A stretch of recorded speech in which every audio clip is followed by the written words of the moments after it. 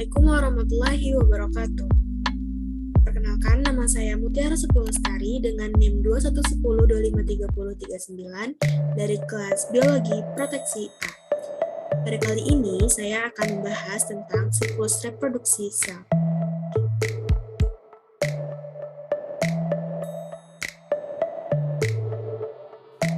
Apa itu reproduksi sel? Reproduksi sel adalah proses yang terjadi dalam semua bentuk kehidupan dan yang menjamin keabadian keberadaannya, serta pertumbuhan, penggantian jaringan, dan reproduksi pada makhluk multiseluler.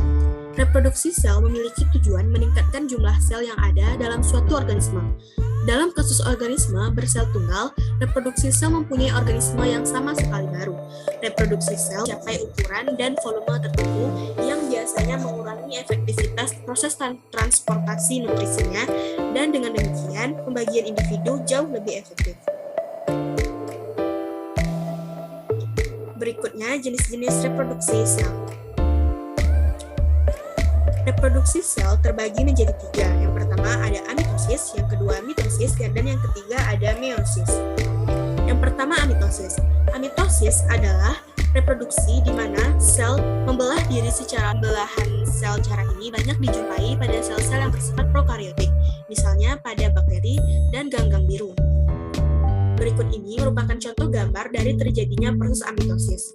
Proses amitosis diawali dengan menempelnya kromosom pada dinding sel. Kemudian, ukuran sel akan membesar bersamaan dengan replikasi DNA. Setelah DNA baru terbentuk, sel akan mencapai ukuran maksimum dan akan membelah menjadi dua. Selanjutnya, pembelahan secara mitosis.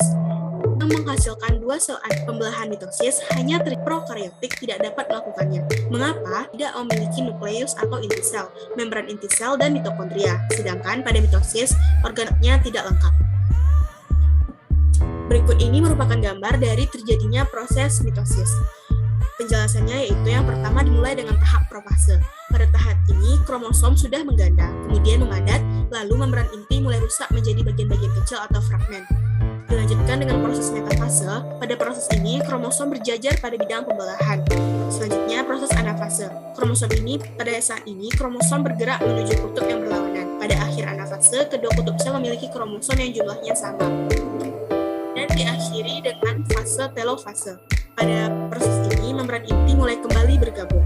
Lalu terbentuk dua sel anakan yang bersifat diploid.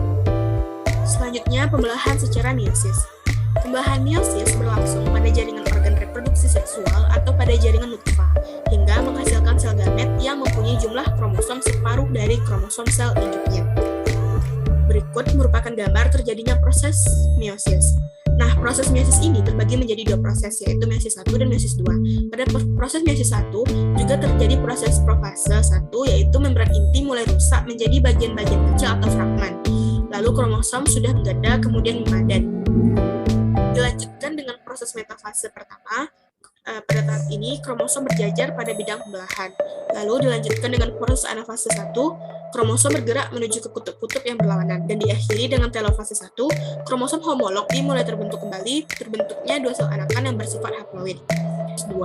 Nah, pada proses meiosis 2 diawali dengan profase 2, membran inti kromosom berjajar pada bidang pembelahan, dan anafase 2, kromosom fase, yaitu membran inti terbentuk kembali dan terbentuk 4 sel anakan yang bersifat haploid.